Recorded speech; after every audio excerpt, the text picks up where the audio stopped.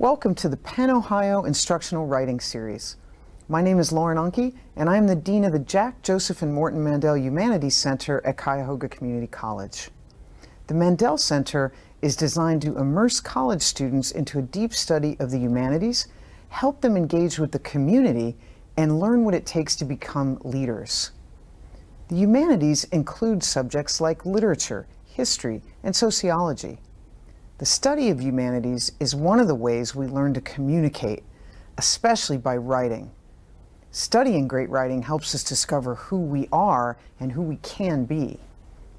This series is hosted by Mike Fegis, an award-winning high school teacher from Hudson City Schools, and can be used as writing practice or as supplemental instruction in the classroom.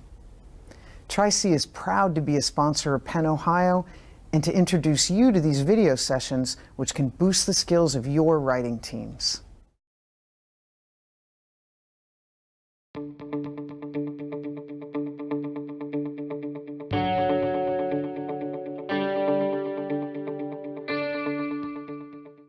Hello again, writers and writing coaches.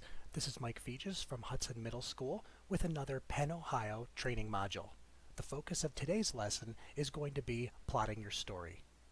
Before I jump into the actual lesson, I wanted to make a short disclaimer here. There are a number of different ways that you can plot a story. If you open any book or if you look on any website that teaches about writing, you will see 100 different ideas. The methods that I talk about in this video are ones that I have used over the years, and I found them to be pretty effective. I hope they work for you and your team as well. Today's lesson is pretty involved, so I'm going to throw quite a bit at you. The nice thing about watching a video like this one is you can stop the video at any time and then resume it when you are ready. So with that being said, let's get started. When we talk about creating the plot for a narrative, we have to keep in mind that every narrative should have the following elements. First, there should be a main character that wants or needs something. Next, there has to be a conflict, which is someone or something that is preventing the main character from reaching that goal. Third, there should be a climax to the story, a moment where the main character succeeds or fails and the conflict is resolved. Fourth, there should be a resolution of some kind, a tying up of all of the loose ends. Now that we know the basic parts that every narrative should have, the question becomes, what is a plot? A story's plot is just a series of events that link together to lead the characters to their ultimate goal. These moments of rising action are the characters' attempts to resolve the conflict in the story. Conflict is at the heart of every good story. Since conflict is what drives a narrative, let's take a look at the different types of conflict that can appear in stories. First, there can be a person versus person conflict. In this type of story, the main character faces off against one other person. A boxing match would be a good example of a person versus person conflict. The second kind of conflict that you might run into in a narrative is person versus nature. The main character in a story like this is struggling against a force of nature, perhaps a forest, a flood, or a tornado. The book Hatchet by Gary Paulson is a good example of a person versus nature story. A terrific movie that has a person versus nature conflict at its heart is Castaway, starring Tom Hanks. Another one of the main types of conflict found in stories is person versus society. The main character in a story like this one is pursuing something that society disagrees with or does not understand. Characters in stories like these often face stereotypes and prejudice. A book like Suzanne Collins' The Hunger Games, S.E. Hinton's The Outsiders, and George Orwell's 1984 are good examples of stories that feature person versus society conflicts. The fourth type of conflict that I'm going to talk about appears in almost every story ever told.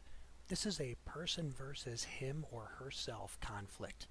This is when main characters experience feelings of self-doubt or inadequacy during their journeys, and these self-doubts and inadequacies actually put the final outcome in jeopardy. The conflict here comes from within the character himself or herself. Stories that are well told often have several types of these conflicts in them. The four types of conflict that I've just discussed are considered the main forms of conflict in narratives. But there are also some different conflicts that can occur in a story that don't fall neatly into one of those categories. A good example would be a person versus the supernatural conflict. This is where ghosts, zombies, or spirits might be the main force opposing the characters. There could also be a person versus technology conflict, similar to what you might see in a book like I, Robot by Isaac Asimov. Don't be overly concerned with being able to name the type of conflict that appears in your narrative. Just be sure that you have main characters that want something and that there is an opposing force that's standing in the way of their goals. At this point, let's assume that you have received the prompt that you are to write to, that you've had some time to brainstorm and come up with some characters and some conflict ideas. Now let's talk about drafting the actual narrative itself. This is where the real plotting starts to take place. Knowing that a narrative's plot is composed of a series of events called rising action that lead to a climax, the question becomes, what are the different parts of a story? Writers create their stories using a specific set of writing tools. These tools go by many different names, but I'm going to give you the ones that I am the most familiar with. These tools are not going to be listed in their order of importance. Whichever one you need at the time is the most important one to use. First, I'm the kind of reader that enjoys a lot of description, and the first tool that I like to talk about is the snapshot. This is simply a moment of intense description. It should definitely involve sensory detail. Sensory details are writing that appeals to the five senses. You have to really help your readers to see, feel, hear, taste, and smell your scenes. Snapshots will allow your readers to do that. The next writing tool that you should use when crafting your narrative is called a thought shot. This is a look inside the character's head. What are they wondering about? What are they worried about? What are they feeling? Thought shots are a terrific way to characterize the people living in your stories. There are a couple of special thought shots that I would like to talk about at this point. One of my favorites is the flashback. You've probably seen this in a million stories and movies. It's when the main character is in the middle of an important scene, and suddenly there is a dreamlike quality to the scene, and the character's remembering some vital component from their past that tells us why they're fearful to go forward, or something that helps us to understand how they got to the point where they're currently standing. Another thought shot that we see from time to time, although it's fairly uncommon, is what I like to call the flash forward. This is when characters are thinking about future events and know that they might be facing dire consequences if they go ahead with their plans. An author that uses the flash forward very effectively is J.R.R. Tolkien.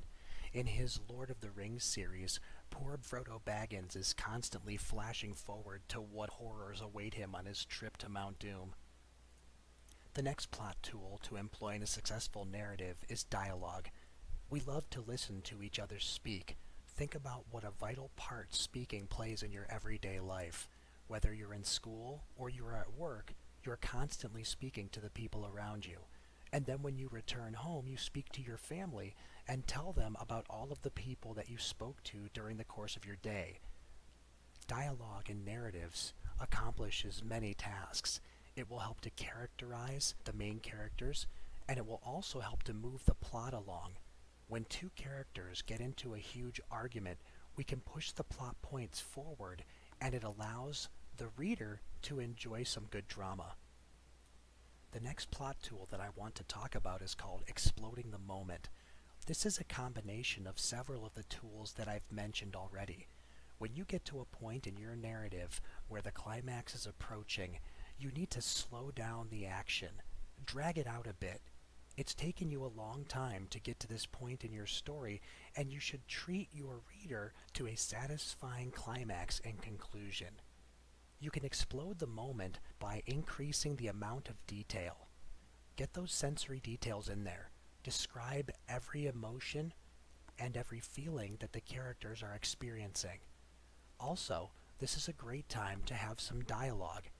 Have the two characters opposing one another really vent their issues. Have them figure it all out before the resolution of the story occurs. A word of caution here. You have to be careful about what moments you choose to explode. Since you are under such an incredible time crunch, to explode more than a few moments in your narrative might leave you short at the end of your story. You want to make sure that you definitely have enough time to wrap up your narrative in a convincing and satisfying way. If you give too much attention to all of the small details in every part of your story, you'll definitely not finish. So be careful when using this technique. The last plot tool that I want to discuss is called exposition. This is a little different than the other tools because it's one that you are often told to avoid by teachers, by websites, and by any book about writing. A common bit of advice that writers often received is to show, don't tell. Well, exposition is the very heart of telling. It literally means explaining. It's more interesting for readers if they can visualize a story through wonderful description or through excellent dialogue. Exposition has to be used very carefully. It's necessary to help fill in details or to move the plot forward in an efficient, quick fashion, but it should be used sparingly. So what is the difference between showing and telling? A good example would be if you wrote the phrase, "Sarah and her mother fought all of the time." That's an example of exposition. It is very straightforward telling. How can you turn this into a showing passage? By writing a brief bit of dialogue showing Sarah and her mother arguing, the reader will definitely come away with the sense that these two characters do not get along well. And there you have it. Those are the 5 main tools for writing any kind of story. If you look at a short story or a novel, you will see that it is composed of snapshots, thought shots, dialogue, exploding the moment, and exposition. It is helpful to think of these tools as puzzle pieces that you can arrange in millions of different ways. Every one of these pieces can be substituted or placed next to a different one to create a different effect. The challenge for you, the writer, is to decide which component fits best in which place. The final thoughts I'd like to leave you with today are the possible pitfalls that you can run into when plotting your story. The first one to avoid is to make sure that there is a want for your character. If your main character doesn't have a clearly defined goal or something to achieve, your readers will be confused instantly and will become frustrated. The next thing you need to watch out for is a conflict that is not engaging enough. If there's no tension, then there's no drama, and if there's no drama, you will not be able to keep your reader's attention. The third thing that you need to consider when writing your narrative is to make sure that you have a climactic moment. There must be that single tipping point where the main character either succeeds or fails. Without that moment, your readers will be dissatisfied. Finally, make sure that you balance your writing tools effectively. If you have too many snapshots and not enough dialogue, or if you are caught too much in the main character's thoughts, you're not going to have an equal balance of components that will make the story satisfying in the end. With those pitfalls out of the way, we have reached the end of this training module. Thanks for watching, and happy writing.